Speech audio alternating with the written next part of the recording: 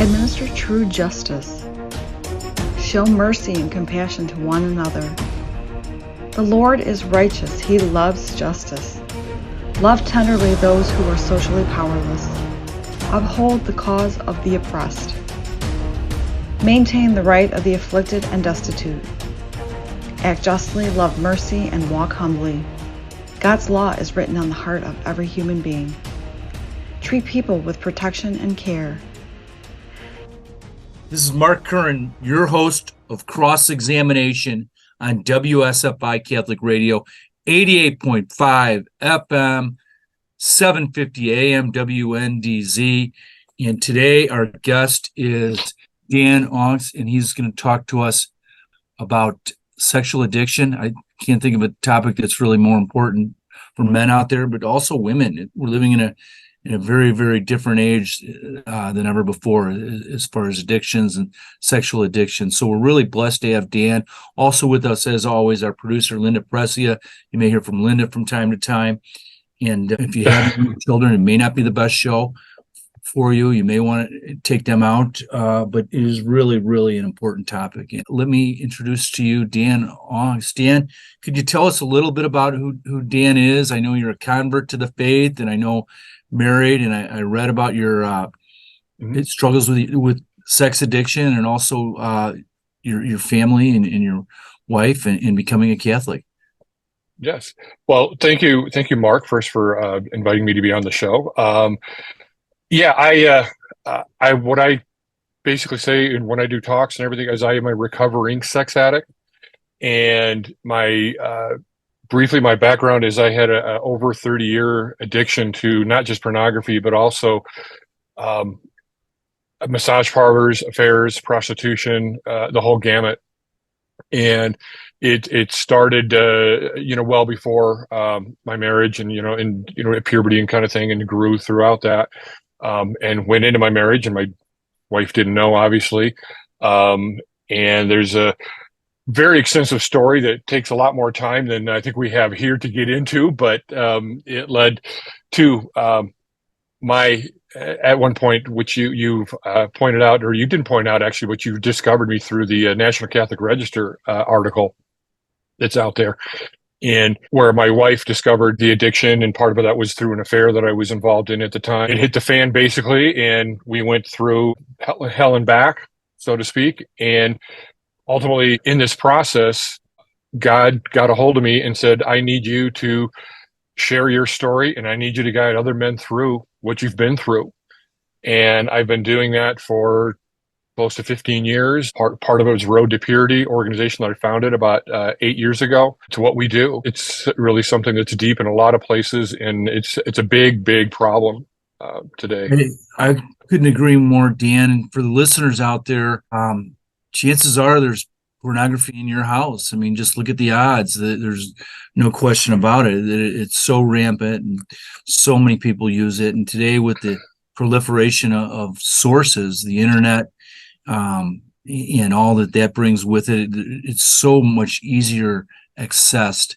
Historically, you had to go into a bookstore, grab the magazine, throw it on the counter, and what have you. And that was a hurdle for some. There are no hurdles anymore. Every 10-year-old out there virtually has a variable red light district in their pocket because they're all carrying smartphones. Yeah, it's so sad. So, Dan, let's talk about yourself, because I think it is a very interesting story. Where'd you grow up?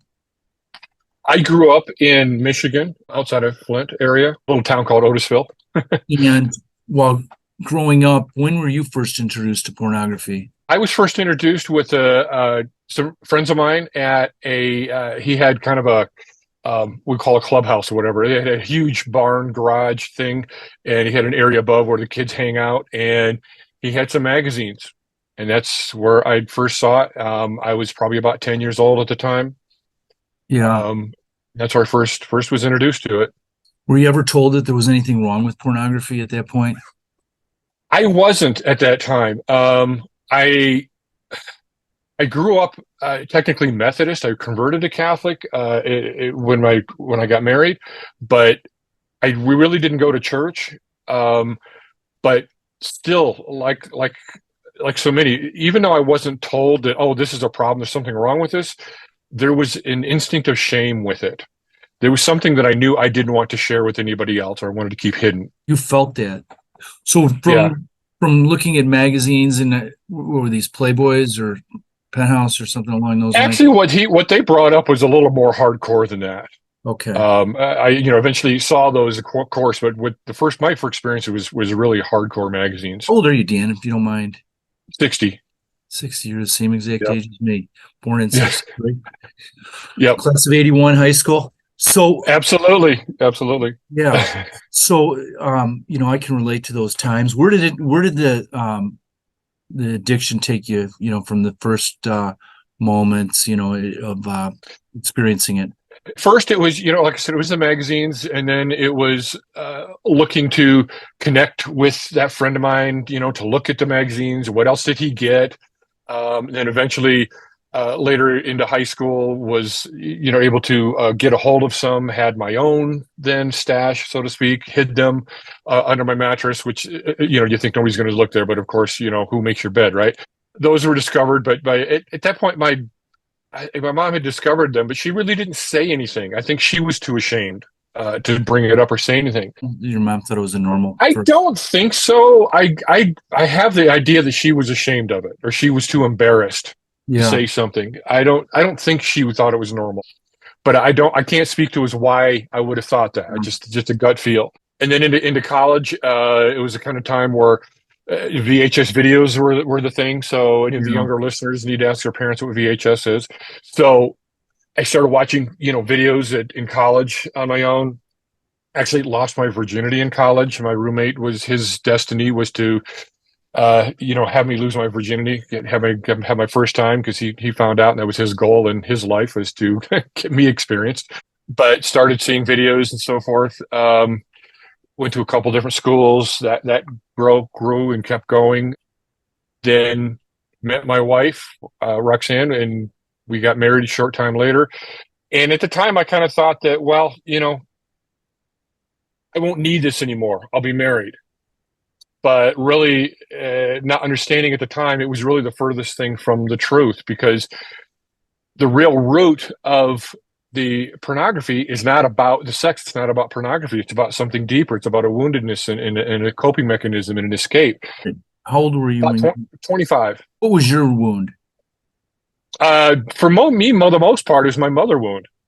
It was just the idea. She's wounded herself, obviously, which is always, the way this works. But I grew up with the idea that my mother loved me because she was supposed to. It was her duty, not that I was worthy of it. There was not a lot of affection or affirmation kind of thing with my mother. My dad basically worked second shift, auto plants and stuff like that. So in the factories, so I didn't see him a lot. So there was not a lot of representation there of a father in that way. Did he ever have any conversations with you regarding sex and? Yeah, basically he said, "Keep it in your pants," and that was my sex talk. Yep, that was the sex talk I had. Okay. Which obviously I didn't listen to that, but yeah, I don't think he knew. Do you think your dad was involved in pornography? Probably. I even suspect through some other sources, through my older brother and so forth, that there may have been an instance of affairs and such. I didn't witness it, but I kind of heard about it potentially. So I don't know that for a fact, but I suspect through basic information that I've gotten. So you meet your wife, you get married, and you think that she's going to be the panacea, the cure-all for... Yeah, and basically it's really the furthest thing from the truth, because your wife, you get to know this person, and they get to know all of your faults. You get to know all of their faults. And pretty soon, if anything, it's worse. Everything that you think that you are as a failure and not good enough and whatever, this person knows and is all too ready to point out, as spouses do, goes both ways. So that was where I went, continued on that end, secretively, of course. Eventually, through a business that I had, a software company that I'd founded, I connected with another guy who had complementing products. He introduced me. We went to trade shows, New York and Vegas and so forth. He introduced me to brothels and places like that. And it just kind of took off from there and grew worse and worse. And all of it still kept keeping secret. She never knew.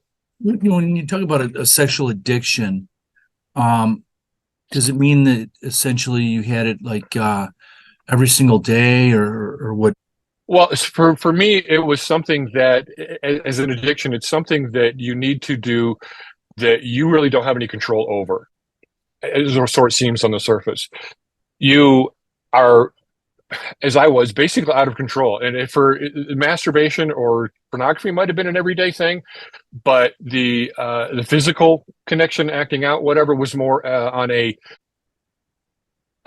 an opportunity basis. It was when we would go on these events. Sometimes this friend of mine, he would say, "Oh, here's a trade show we need to go to." That it was like iffy. It was really worth it or not, but it's an opportunity because he knew of some other places that we could go and have some extra activity, so to speak. And then I just began later discovering massage parlors, which were for me a very big problem for myself as I'm looking back at my recovery because of the issues I had with my mom. One of the very few positive things I recalled from my childhood is that when I wasn't feeling good or whatever, my mom would scratch my back. So it was one of the very few memories I have of having positive attention or affirmation or feeling any type of love. So that translated to massage parlors for me. It was my thing. It was my way to get attention and love. You're listening to WSFI Catholic Radio 88.5 FM, 750 AM, WNDZ. I'm Mark Curran, the host of Cross Examination. Our guest is Dan Aungst. He's talking to us a little bit about his struggles with sexual addiction and the Road to Purity, the organization that he founded. Also with us is our producer, Linda Presia. Dan, really powerful listening to you. This is very interesting. And there's such a stigma about sex, I think, and even especially, I grew up in obviously a cradle Catholic and grew up in kind of the Irish Catholic home that you would never talk about sex. And even to this day, in those circles, nobody would ever bring up, some of the things that you just mentioned, like masturbation or pornography or what have you. They're taboo and they're better left unsaid, even regardless of whether or not they're real and regardless of whether or not people are using them or addicted to them. And there's consequences to that. Do you find that? It's just like when you tell your story, and we're so grateful for you doing it, do you have a lot of people that just, I don't want to hear about it. I don't want to talk about that, something like that. I don't run into that. And Yeah. I think most of the time it's because of the circles that I am in. I'm working with men and so forth and conferences that I'm at and the type of conferences. But really when I am upfront with it on whether it's retreats or conferences or whatnot, I have men come to me and say, "Oh, I'm glad you said something because I wasn't going to say anything, or I can't talk to anybody. Who do I talk to about this?" Yeah. They're looking for the door to be opened. Yeah, absolutely. 100%. So, when you talked about you have no control over it, did you find yourself kind of like in a trance state where it was basically, there was once you started thinking about that, there was no turning back? To a certain extent, sometimes the physical part of it was more of a, as far as looking for, massage parlor or something like that, it was more of something that I would begin to think about and I would really crave and want and need that attention. And for me, it was the physical attention or, even if I had to pay for it, the emulation of being wanted and desired, because that was, the wound wasn't worthy, wasn't wanted, wasn't loved. Or so I felt, which so many of us have. Once you start thinking about it, I discovered later is there's a whole process of sexuality that we have that God created. And part of that is the chemical part of it in our brains that is designed to have us connected with our spouses and even addicted to our spouses. And a big part of that is dopamine. And you begin to have this increase in dopamine in your body, in your brain, and it begins to tie to the experience of something that's pleasurable. So now when you're feeling that you need, love or acceptance or wanted or whatever it is, or you just want pleasure, this dopamine begins to increase and dump in your brain. creates this path and this memory of, oh, I know what I want. I know what I'm craving and needing. So then what seems at the time is the only way is to go express that and finalize, or finish the act, as it were, masturbation and orgasm and whatnot, or with another person, to finish that process that your body is craving so deeply because of it being addicted. And in my study and growth, I've actually learned there's plenty of studies out there. One of them, there's a neurologist by the name of Dr. Donald Hilton, who has stated that pornography addiction is as strong as cocaine addiction. It's that powerful. The dopamine and the things that happen in the brain and what happens, it's that strong. So it makes sense the way it feels and the process, that happens with it. Do you ever feel satisfied, engaging in these behaviors, or? Very briefly. Most of the time there would be a very, very few seconds of satisfaction, at the point of release and whatnot. But then the intense regret and guilt would set in, knowing that this is not what I should be doing. This is not right. So you were blessed to have that, I think, that guilt, because don't you think that a lot of the people that go in that direction and, they have that conscience initially and they violate that conscience often enough, they may never feel those things afterwards. Is that fair? I kind of doubt that. I think most guys, it's there, but they've done a good job of burying it or rationalizing it, pushing it away, ignoring it. But I think it's there most of the time. We innately, as God's children, know what's right and wrong. We know what we're designed for. And when we violate, God's design, something inside us knows that. Yeah. So Dan, let's talk real quick, if we can, about the fork in the road, if you will. Yeah. Your awakening experience that you can't continue in this direction. There was a kind of two processes. One was an experience where I had an affair with a woman in my office, the company I owned. And when that ended, it was something that there's a whole long, story process with that too. That's in my book. If anybody is interested in reading it from one addict to another, the process that happened through that. And that was something that I went to a men's retreat, went to confession, figured, okay, this is done. But I didn't address the problem. I didn't address the problem in the healing, with my wife at the time either. But that went on for, I was more or less sober for, 5-6 years after that. But then through various processes, it's kind of started up again. And I started, looking at pornography and so forth. And it was ended up going to a massage parlor again. And at this point, as I usually say, I got more than a massage. And for this time, something was different to start with. I felt this disgust with myself. It's like, this is, I can't do this. I don't know why I did this. And it was so overwhelming. I drove to a bunch of different Catholic churches looking for a priest to hear a confession because I had to do it right away. Were you Catholic at the time? I was. I had converted a few years before that. So then I thought, okay, I can't do this anymore. And that was it. But a few months later, as is revealed in the article in the Catholic Register, my wife discovered that she had an STD, which was evidence that I had yet again strayed. That's when it really blew up. And we met with a priest to discuss, what options were. She was, talking divorce at this point. She can't do this anymore. And he said, will you give me 2 months with him? And she said, okay. And he got me started in a small recovery program that he and another guy started at that church.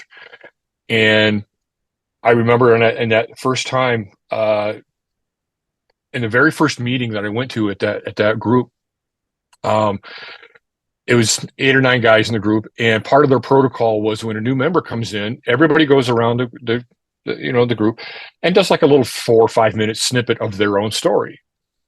And I'm sitting listening to this, and I'm holding back tears, thinking, these guys get me. Nobody else understands what I'm going through, but these guys do. I didn't think that was possible.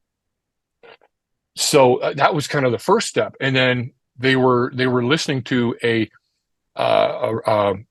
audio recording by Christopher West, and they were like on the third CD or something of this audio recording at the time, and I said, "This is really good. I got to get this." So I bought the CDs, got it, started listening to it right away, and like 10 minutes into his talk, he makes this statement from G.K. Chesterton. It says, "Every man who stands at the doorstep of a brothel is looking for God." I had to pause the audio. I was crying so hard. I had been at the doorstep of a brothel multiple times. It hit me so hard. It was like a ton of bricks. It didn't cure it by any means, but it's the first time in my life I actually got what was going on. I didn't know why I couldn't stop doing this. I didn't understand before. Similar with other addictions, like a couple lines maybe satisfied you initially when you got into cocaine, but then takes a lot more than that. And so the appetite grows, and what was enough before is not enough. And so you get more and more. And I'm thinking of a book that I read by Chuck Colson called The Good Life. And he talks about Hugh Hefner, and that Hefner, basically the only thing that would satisfy him after a while, and this was on a Larry King show where two women were saying how that he would want them to play with themselves, and then he watched gay male porn and pleasure himself. And listeners, I'm sorry if we're getting graphic here. If you have children, it may not be the best show for you. You may want to take them out, but it is really, really an important topic. And if there's men out there that don't believe it, then I think they're probably lying, because it's a struggle that all men have. It's a culture we're living in now that it's worse than it's ever been. And as somebody that has three boys, 19, 24, and 26, it's frightening. It's just really, really, really tough battle. Yep. So did you find like, initially this was enough, but these perversions, they're never enough. And what was exciting once is not exciting anymore. Right. I think that's exactly part of what the addiction is about, and that it is progressive. That's another one of the I guess, characteristics of an addiction. It starts with pornography, and not everybody, of course, but so often it extends to more than that, and you need more than that. And that's where I went. And part of the definition is because of the dopamine and so forth, and just the way they describe the cocaine or heroin. Though that one line or that whatever is not enough. Pretty soon you need more of it. You need it more frequent. You need more intense. You need, riskier situations and whatnot, and it grows. And this feeds right into the statistics that I share a lot of times, which astonishes people a lot of times, is we drive around so often, we see these massage parlors, around. And there's all kinds of them, around, but there are literally, and I know this from proven research, there are literally over 10,000 massage parlors that are illicit, that are literally full-on whorehouses in this country. They wouldn't be there if there wasn't supply and demand. No person wakes up in the morning, has never looked at pornography, and says, I think I'm going to go to a massage parlor and have sex. Nobody says that. They grow to that point through a process. The addiction that they're in has grown to that extent. Now, I imagine just the numbers of men that are out there to support that kind of work. Now, there's also over 1 million prostitutes in this country, escorts. They're supply and demand. This is a big deal. There's also another study that I ran into, this organization that is designed to help men find women to hook up, to have affairs with, and so forth. Actually, it's the Ashley Madison Foundation. And there was a kind of an expose on them or something because there was somebody hacked into their database and made it public. And there were numerous famous people, actors, politicians, and so forth that were on their database. There was an analysis done on their database. There's something like 43,000 zip codes in the United States. Their analysis showed there was only 3 zip codes that did not have an Ashley Madison account. Now, how many of them were, fake accounts set up and so forth? But this is huge. Yeah, absolutely. You're listening to WSFI Catholic Radio 88.5 FM, 750 AM WNDZ. I'm Mark Curran, the host of Cross Examination with Linda Pressey, our producer, and Dan Aungst, who's talking to us about his road from sex addiction recovery to the organization that he founded, The Road to Purity. How did you feel about yourself, when you were in the throes of that addiction? Disgusted for the most part. It Yeah. was one of those things that you do your best to avoid it. I was never at the point of being suicidal myself, but I have complete understanding, empathy, and compassion for those that do. Yeah. I've known of and heard about men that have committed suicide because they just can't stop. Yeah. So, a lot of people I've seen when it's come out that so-and-so is a sex addict and what have you, there's still a large percentage of people that don't recognize sexuality as something that you could be addicted to. No, it's just your thing, blah, blah, blah. That's not. Did you find that? Did you run into those where people are like, that's not an addiction. You just shouldn't have done that? Not so much. I think it's because of the friends, family, circles that I'm with were people that understood that this is a problem. We may not have discussed it as addiction, literally, especially at first. It wasn't until later that's what I actually understood it to be. And it was in my own counseling that I received that I discovered that. So did you have a Catholic therapist? I did not have a Catholic therapist. I had a very strong Christian therapist, but it was... If you didn't have a strong Christian therapist, I don't think they would have told you that it was an addiction. No. I work with so many men now that have therapists that are not religious at all, that do not get help. They do not get through this. Yeah. But the strongest part is my therapist had been there himself, had experience. That's the strongest ally that you can have. Wow. How did you become a Catholic? I went through the RCI process. My wife wanted me to become Catholic. So you were you were married in the Catholic Church? I was married in the Catholic Church. It was sacramental, but I was Methodist at the time. It was because I was baptized in the Trinity as Methodist, so it was valid at the time. But it was a few years after getting married that I chose to become Catholic. I was attending the Catholic Mass, with my wife, as we were going, and just decided to go through the process. And for me, I kind of went through the motions. Didn't really hit me until years later.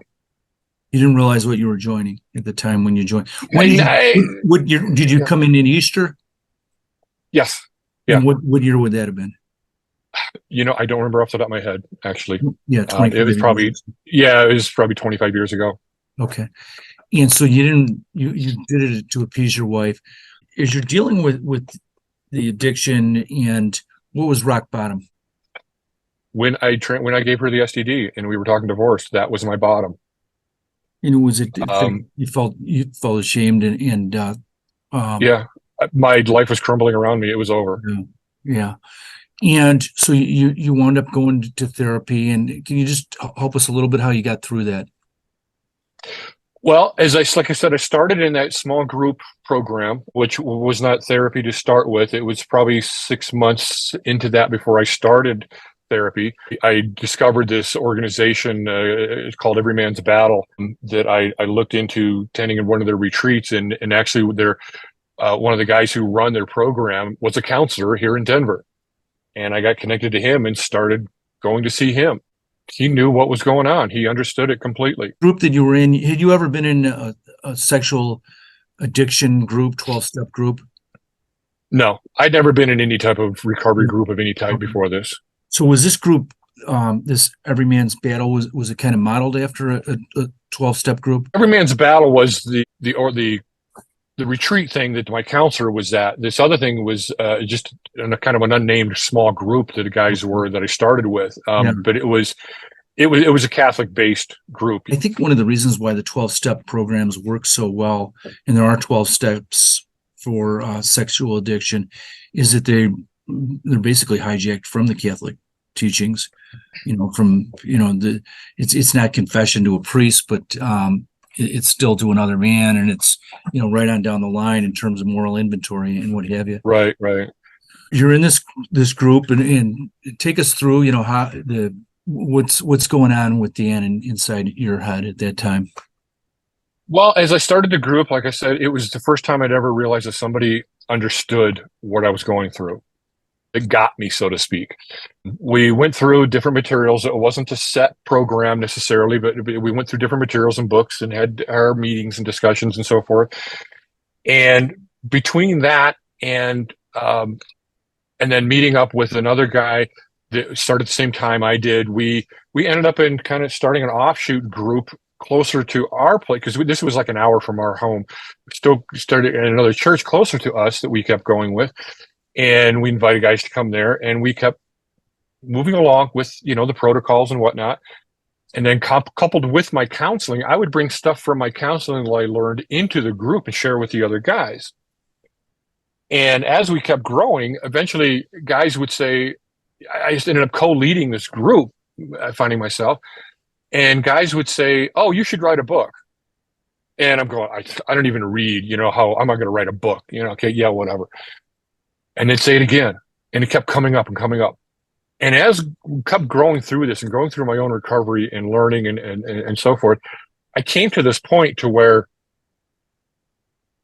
I had this overwhelming feeling that God wanted something from me. He wanted me to say something. I don't know why. I don't know where it was coming from. I just knew it was true. He wanted me to say something.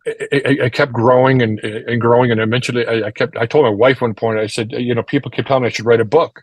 And she said, well, maybe you should. I said, am I going to write a book about what happened with us? That's going to go public. Are you kidding?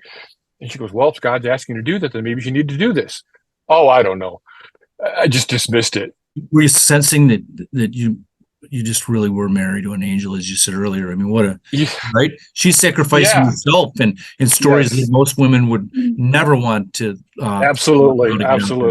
Yeah. Just a side note, we just celebrated 35 years this year. Anniversary. So I had this experience where I was emailing a friend of mine, about that. God, I think God wants me to do something, but I don't know what. I don't know what am I supposed to do. And people keep telling me to write a book, and I'm not educated. I don't have a degree. How am I supposed to do this? And and I'm typing the email. I said the only thing I would have to say is from one addict to another of what we discuss in the group, right? Sharing that deep stuff that I got. And as I was typing that out in the email, this hot, flushed feeling came over me. And I know it was the Holy Spirit. I finished the email, and I'm sitting there going, I don't know what this is. I don't know what I'm supposed to do. This is what I'm supposed to write. And this is the name of the book. And I'm thinking, how am I supposed to do this? I can't do this. And for the first time in my life, this strong internal voice came over me and said, I need you to do this for me. I knew it was God. And I'm thinking, I can't, how am I supposed to do this? I can't. And it said it again, I need you to do this for me. And I'm thinking, how am I supposed to do this? I can't even write. How am I going to do this? He said, I will be here to help you. Yeah. And I started thinking about my life and my work, and I was going to be out there. And strangely enough, as a punchline, if you will, from God, not reading, not really into books, I had an Amazon business selling books online. Okay, figure that one out.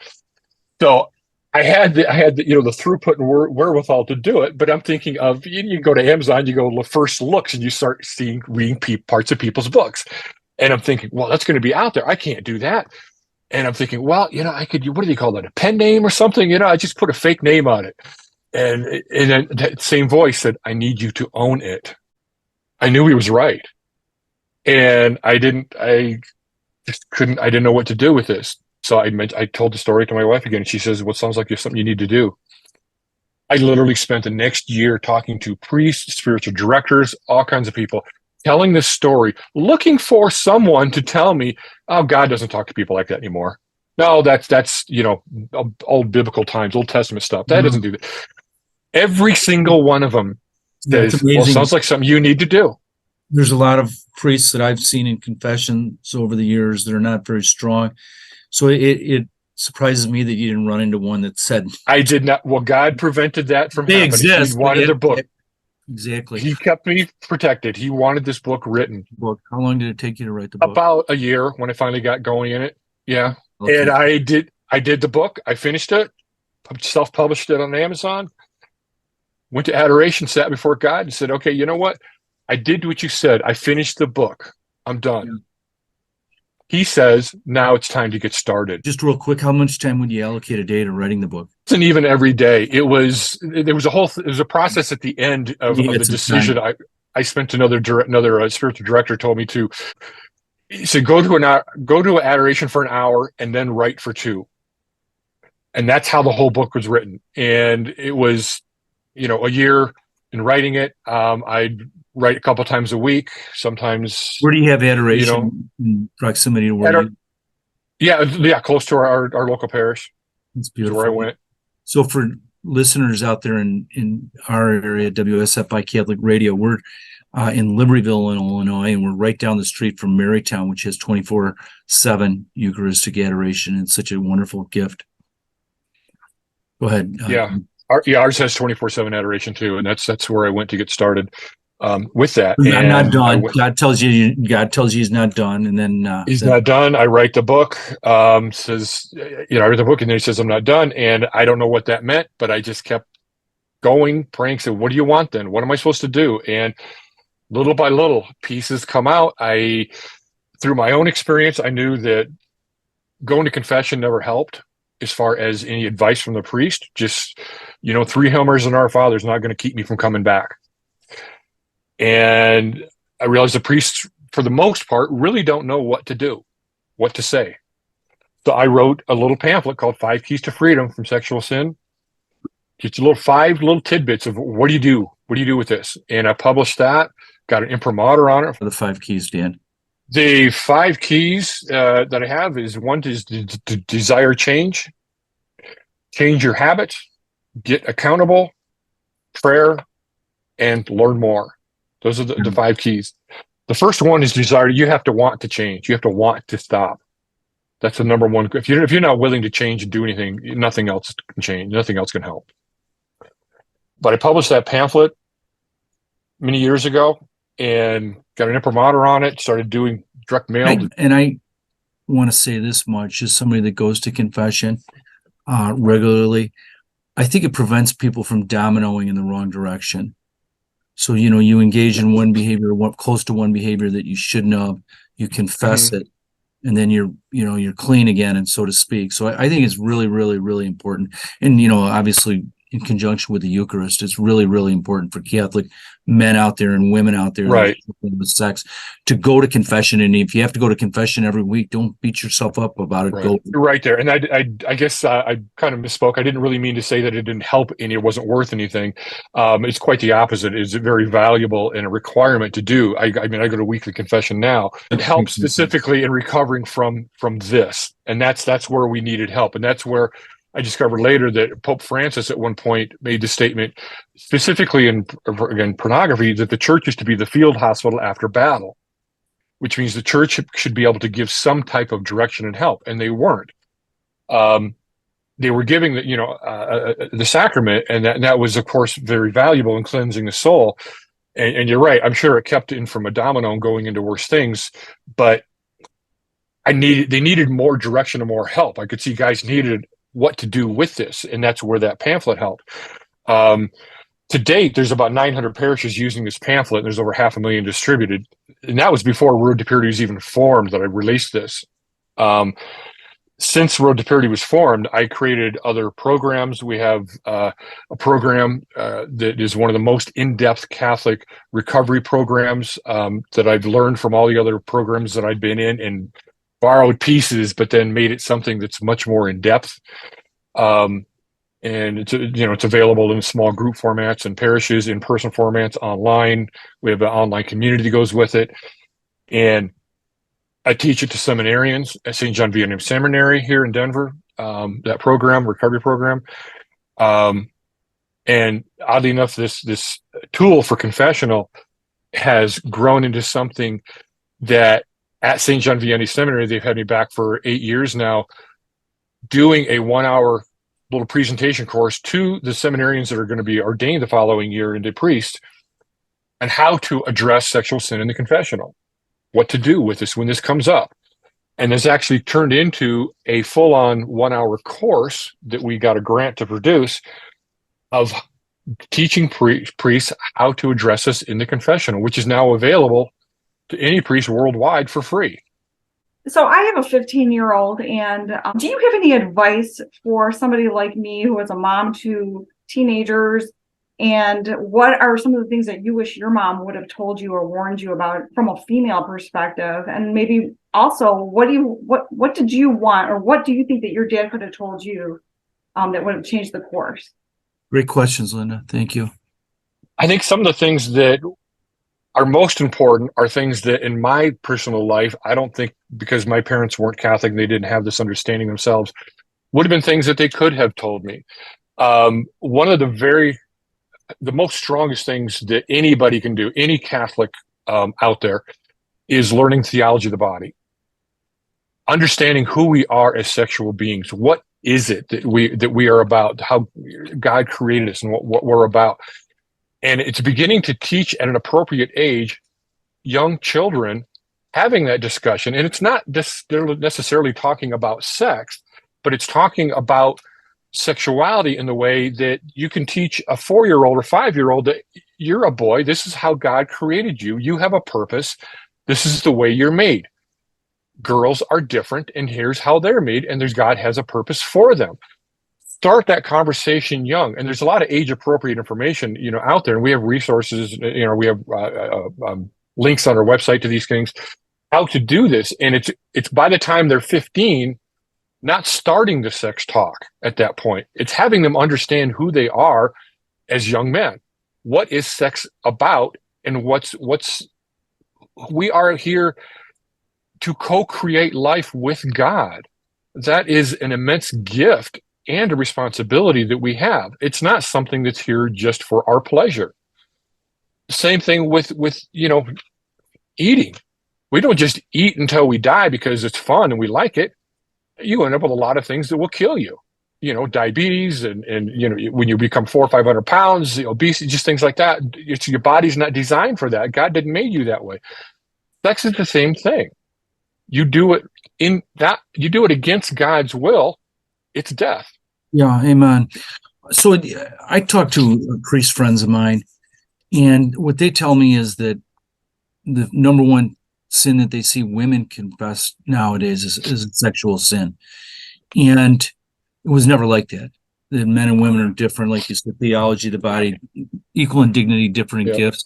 They had different struggles. But now women are addicted to pornography as much as, maybe not as much, but are addicted. And the number one sin that they're standing in line at the confessional for is a sexual one.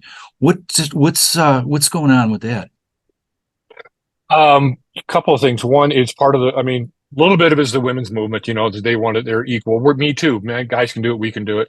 But it's been led through the different aspects of what they're looking for. Men is more physical and visual. Women, the romance novels and so forth, is what began to usher it in years ago. It's more of the feelings and the love and being affection and wanted and those kinds of things are more of a surface on the surface, obvious for women to look for it. But at the same time, because it's become so prevalent, I see stories and I hear of 12-year-old girls looking at porn to learn what their boyfriends want, because they're desperate to be loved and wanted and accepted. So they're going to perform these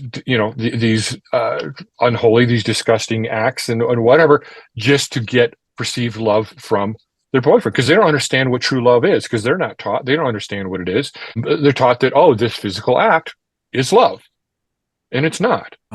The Amish women are taught never to wear makeup, and they are encouraged to dress modestly. Do you think that maybe society where we have all this makeup and we have all this emphasis on looks and promoting, clothes and, exuding sexuality everywhere, even in the office, do you think that women play a part in enticing men into the kingdom of pornography? Yeah, I do. I don't think they do it knowingly. For the most part, it's the culture has changed to the extent to where women are being told that they have to be a certain way and look a certain way to be attractive and to be to be wanted and whatever, and men have become to expect it and look for it. And it's because the men don't know any different. The men don't know what we're supposed to be looking for. And it's the kind of thing now to where what I look for, or what I tell guys they should be looking for and whatnot, is looking at the person. Who are they? Not what are they? And if when a guy sees a woman and his first instinct is, oh, I want that, that's a huge red flag. Number one, why do you want that? No, you're objectifying that person. That is a thing to have and to take. No. Big red flag number one. That's not what you should be doing. And I have a whole processes of what that means and how to use that to educate yourself and how to help heal and change with that. Too much to get into here, but it's the first red flag. It's what the guys want. I want that. The women are presenting themselves as an object to be wanted and desired. Well, of course, the woman wants to be desired. They want to be loved too. So if they don't know the difference, they're going to be competing with the world and what's out there. You tell us a little bit about your organization, Road to Purity, and what you're doing, and how others that might need the help or just want to contribute or what have you can get involved with you. Yeah, Road to Purity. It's road2purity.com. And we offer numerous materials for recovery. Our primary program is called Restoring God's Foundation. And we have online self-independent study programs of it that people can do. That's all free. We have programs that parishes can bring in and do small groups with men live in person, both digital or printed books, whatever. We have an online community that we do. We have programs for clergy to help train them on what to do. I shared the one we just released of how to address this in the confessional. You got 90 seconds with a guy in there or a woman in there. What do you say? Okay. We help guide them with that. And what kind of penance do you give specifically to help them heal? We have new programs that we're working on in that line. It's called Clergy Formation Enhancement. We're enhancing their formation that they've already got. How to speak about this from the pulpit. We're working on that, releasing that one. We work with some, men, women, directly. I have availability on our website on a limited basis, 15-minute consultations that are free. Guy just says, I'm at my wit's end. What do I do? Talk a little bit and I give you some direction, what programs to get started. And we're not selling stuff. Our stuff is free. Right. We get we donations and grants. It was what we survive off of. One thing that impressed me is that the church is behind your organization, and it's, to me, that you don't get behind just anything. So that's a terrific testament to the fact that this is an organization that can really, really help people in a desperate time. Okay. By the age of 15, most of them have seen so many images and everything else that they're already gone. Yeah, there's some statistics out there that are all over the place. I mean, one of the things that says the average first age of exposure is like 9 years old. The average teen of like 16 to 22 or something like that looks at pornography. Like 67% of those look at pornography weekly. We actually Road to Purity at a conference, heavy duty Catholic conference, did an interview with about 500 Catholic students, and it was anonymous, and we wanted to get some real information that we had control over, because there's so many, you don't know where these studies come from, but we interviewed 500 Catholic men and women that are going to this Catholic conference. They're dedicated Catholics. They're not the ones that, left the church because they're in college. These are all college students they're serious. We interviewed 500 of them and asked them several questions. One of the questions was, do you feel that you struggle with inappropriate sexual behavior? Didn't use the word addiction, just said, do you struggle with inappropriate sexual behavior? And we defined it as anything from pornography to hooking up, anonymous sex, premarital sex. Do you struggle with any of those? 88% of the young men said yes. 81% of the young women said yes. And these are strong, devout, Catholic young men and women. I guess, that my boys are at this point they're 26, 24, and 19. No prayer is in vain, and you just continue to try to witness the best you can. And at the end of the day, Jesus, I trust in you, right?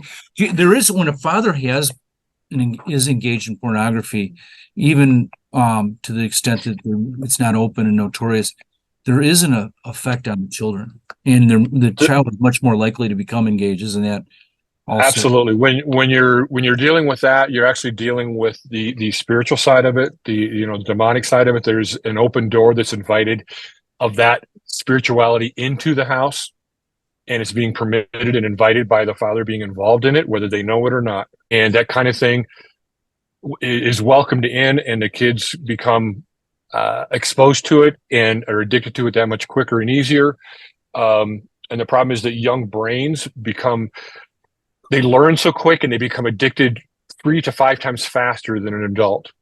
Yeah. Is there a filter or a blocker that you recommend for phones to prevent the pornography from getting? Covenant Eyes is, a product that we recommend a lot, and it's a good product, but there's nothing. Yeah. None of them are perfect, and filters are only 10% of the answer. Yeah. Yeah. Because they get their way around the filters. They get around the filter, but it's more than the filter. It doesn't cure the problem. You got to get to the root of the problem. The kid has to be educated on what's going on. They have to understand what's going on. The parents have to be talking about it. It's not. I tell parents all the time, it's not it used to be the sex talk. Now they say, oh, we need to have a porn talk. No, it's something you need to do throughout their lives. It's not just a talk. You understand? Okay, now so don't uncomfortable, do it, but you still need to do it. So, right. I have a woman who's a friend of mine that had an abortion, and she wrote a book and talked about her abortion. Before she published it, she let her kids know, and then all 4 of them were like, "No, don't put, you don't have to put that out there." Yeah. And she felt, no, God wants me to put that out there. I imagine there was probably a little bit of a struggle with you telling your story with your children and their sense of not wanting others to see it. Actually, no. My son is the first one that I told, and he was about 16, I think, at the time when I told him that I was doing this, working on this, in 16, 17, and he told me he was proud of me. That's awesome. For doing it. That's awesome. Dan, you've been listening to Dan Aungst, and just a great show. Linda Pressey, our producer. I'm Mark Curran, the host of Cross Examination. Wrapping up now. I think that there's a lot of power in prayer, obviously, and Dan, we're going to ask you to pray for. We'll ask our listeners to pray for you in your vocation of getting men and women away from pornography and saving their souls and healing them. And we're going to ask all our listeners out there to pray for Dan, the road to purity. And Dan, we're going to ask you to pray for WSFI Catholic Radio, its listeners, and all of us as we wrap up. I will. One of the things I like to use, there's a thing called a unity prayer. My adorable Jesus, may our feet journey together. May our hands gather in unity. May our hearts beat in unison. May our souls be in harmony. May our thoughts be as one. May our ears listen to the silence together. May our glances profoundly penetrate each other. May our lips pray together to gain mercy from the eternal Father. Amen. Amen. Thank you. God bless.